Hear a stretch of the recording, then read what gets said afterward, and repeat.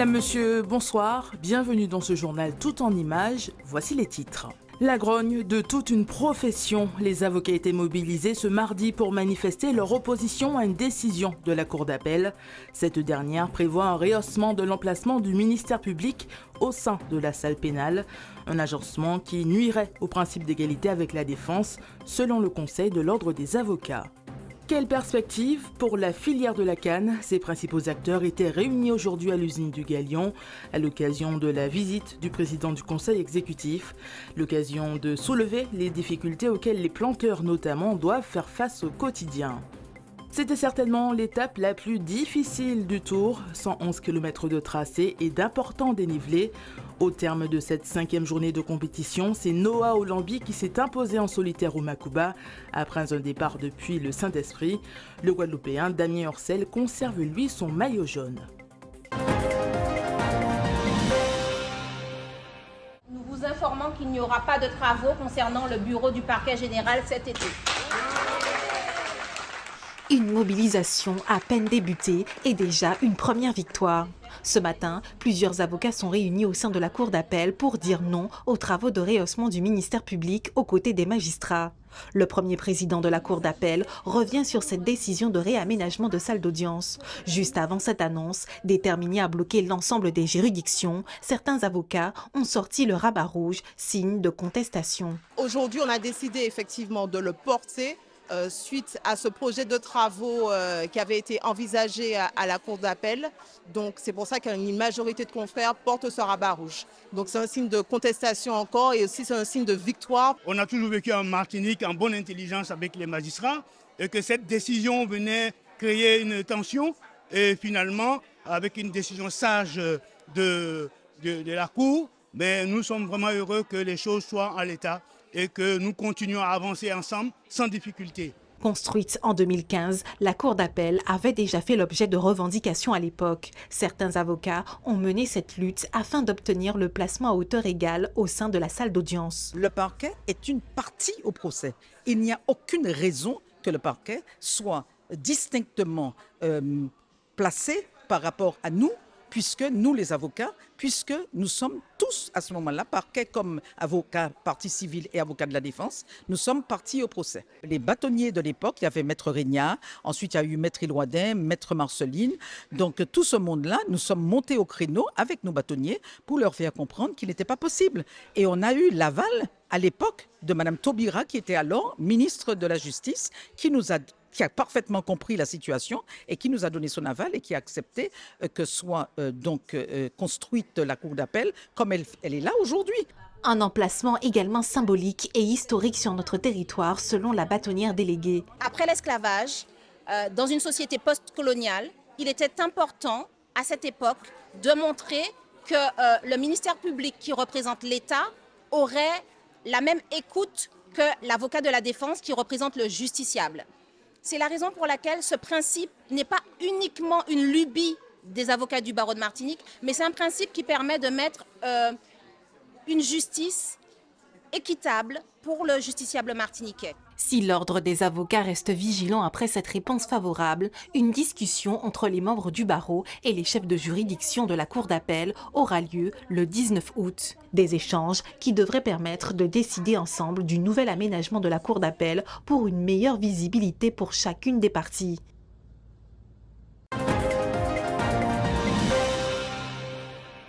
Rencontre entre le président de l'exécutif de la CTM et les planteurs de canne à l'usine sucrière du Galion.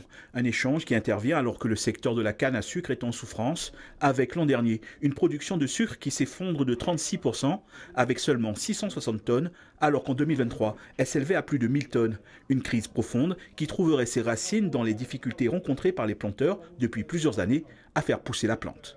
Le rendement moyen de la Martinique était autour de 72 tonnes, et maintenant, nous sommes quasiment à 45 tonnes le rendement moyen de la Martinique. Donc une perte considérable, liée principalement à des mauvaises herbes invasives, au changement climatique, mais c'est essentiellement parce que nous avons moins de moyens de lutte contre les rongeurs et contre les mauvaises herbes. Changement climatique plus les problèmes phytosanitaires, c'est-à-dire qu'on n'a plus de produits concernant les mauvaises herbes, donc on est en train de souffrir, on est en train de retourner dans les modes d'ancien temps, c'est-à-dire on est obligé d'arracher les mauvaises herbes à la main pratiquement. Conditions climatiques, baisse du rendement en sucre, ajoutez à cela les moyens mécaniques de production des planteurs vieillissants et c'est tout un secteur qui est rongé. L'impact est conséquent et se répercute sur toute la chaîne de production de sucre et de rhum jusqu'à l'outil de transformation, l'usine du Galion. En manque de matières premières, elle affiche un déficit de 4 millions d'euros. Serge Letchimy affirme que la filière ne sera pas abandonnée.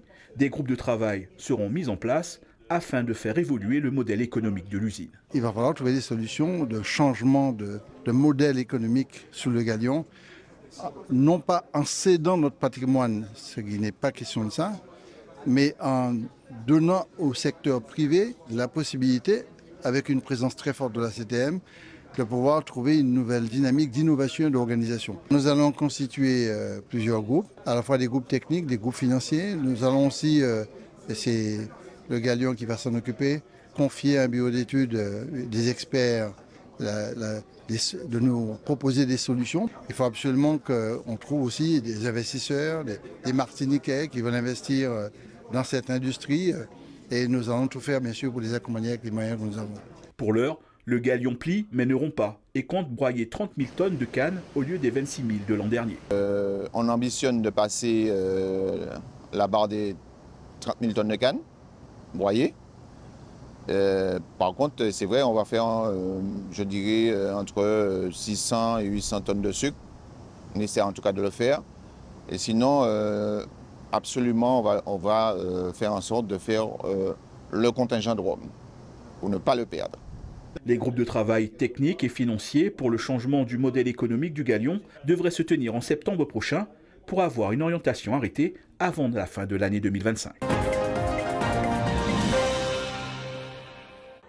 Cet après-midi a eu lieu la restitution des projets menés au sein de SOS Maternité, une structure située au cœur de l'association La Ruche à Fort-de-France. Un centre qui héberge et accompagne des jeunes femmes âgées de 14 à 25 ans en situation de grossesse ou des jeunes mères d'un enfant de moins de 6 mois. L'objectif principal des ateliers mis en place est de prévenir les conduites addictives. Il y a des gens qui nous entourent. Personnellement, moi, j'ai eu un peu le postpartum, le baby blues. Il y en a...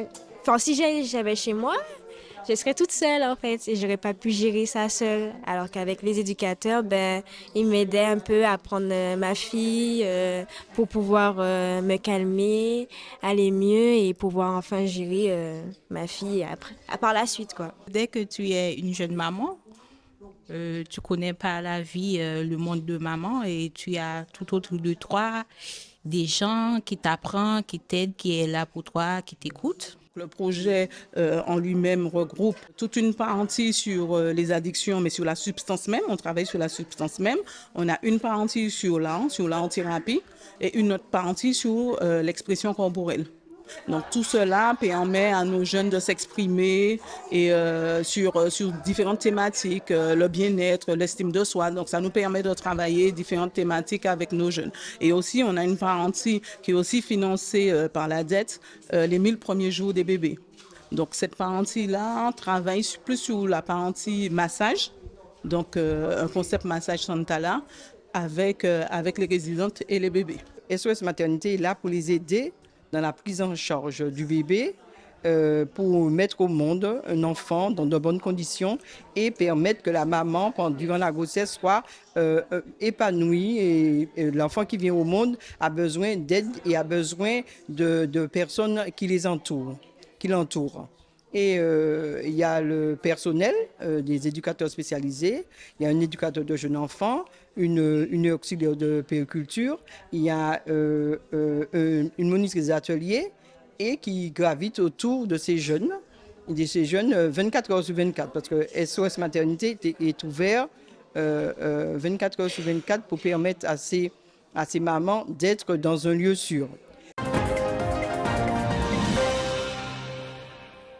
Depuis 35 ans, la Bourse Alizé récompense les élèves les plus méritants de la Martinique. Hier soir, Lily Rose, qui vient d'obtenir son bac général, a eu la bonne surprise d'avoir été sélectionnée. Un véritable coup de pouce pour la poursuite de ses études à Paris dans le domaine de l'intelligence artificielle. Donc l'année prochaine, une formation qui est le CPES Sciences au lycée Henri IV, donc cette formation en 3 ans, à l'issue de laquelle je vais rentrer dans une école d'ingénieur pour me spécialiser dans les intelligences artificielles, plus précisément dans tout ce qui touche à l'ingénierie cognitive. Chaque année, les chefs d'établissement proposent 5 dossiers de bachelier. Parmi les critères de sélection, l'excellence scolaire, mais pas que. Pour Maïra, qui souhaite se spécialiser dans le transport international, la personnalité de chacun est prise en compte. La bourse permet justement d'être des égéries de la jeunesse martiniquaise et grâce à ça, je peux me permettre d'être un petit peu la porte-parole de la filière professionnelle. Et moi, j'avais un message justement à faire passer que la filière professionnelle n'est pas une voie de garage et qu'il faut vraiment que les mentalités changent parce que, comme on peut le voir, il y a des excellences aussi dans la voie professionnelle et c'est ce que je veux mettre en avant. Un dispositif pensé et financé par 5 entreprises partenaires. Une fois les gagnants désignés, un véritable accompagnement se met en place. Accompagnement financier, puisque du coup j'ai eu un accompagnement financier pendant 5 ans et c'est également l'opportunité d'avoir un parrain, donc qui est la Sarah cette année, et qui va m'accompagner pour un peu tout et je pourrais discuter avec eux quand ça ne va pas, pour leur parler un peu de mes résultats, de comment ça se passe à Paris et pour mes études supérieures et c'est aussi l'opportunité d'avoir un réseau. Cette année, les partenaires de la Bourse Alizée ont dû départager plus de 92 dossiers, 13 lauréats ont été récompensés. Redoutée par certains et attendue par d'autres, la 4e étape du Tour cycliste, longue de 111 km entre le Saint-Esprit et le Macouba, a offert du spectacle, notamment dans les toboggans de la côte Caraïbe. Et celui qui s'est montré le plus costaud, c'est Noah Olambi de Martigues. Il s'impose en solitaire au terme de 2h47 minutes de course. Le sprint du groupe des hommes forts est remporté par Sonny Cadet de l'entente Wineteam CCS ECL. Le podium est complété par Damien Ursel. Le Guadeloupéen conserve son maillot jaune.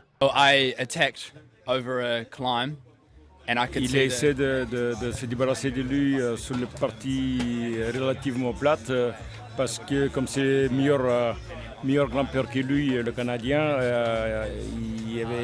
c'est là qu'il pensait qu'il y a plus de qualité pour le faire et c'est ce qu'il a fait.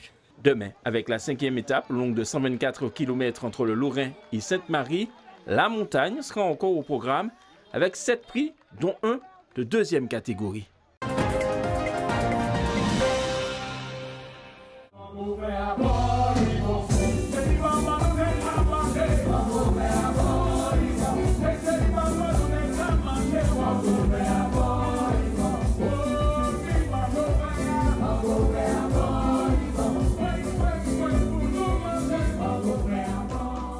À l'initiative avec la ville de Fort-de-France et l'association Naturelle Fusion pour pouvoir organiser l'hommage à Eugène Momena, mon papa. Donc ça faisait quelques années que j'essayais de monter un spectacle et puis apporter ma petite pierre à l'édifice, c'est-à-dire mettre de nouveaux musiciens, mettre de nouveaux chanteurs, chanteuses, et puis faire des duos, que ça soit un peu plus vivant. Là j'ai fait la main qu'à sentir chaud. Là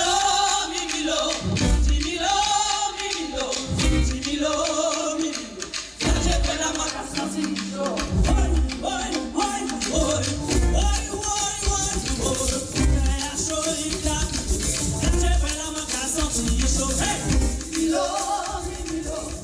Aujourd'hui, c'était un bel hommage à Eugène Momena, Racine Caspeia, qui était en l'eau belle trace. Et puis voilà, quand il était dit nous, c'est pour qu'il était mort pour musique qui servit fumier. Et puis que ça ban le résultat, un bel résultat, c'est la journée.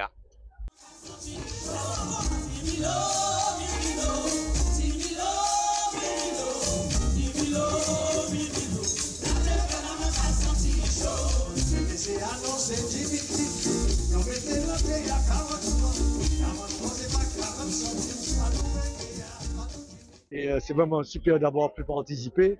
Et à ça, il y avait pas mal d'artistes connus aussi qu'on connaît bien, qui sont dans le milieu, disons, Racine. Et puis, il faut dire que Max, il mène son projet super avec gentillesse et il est très, très professionnel.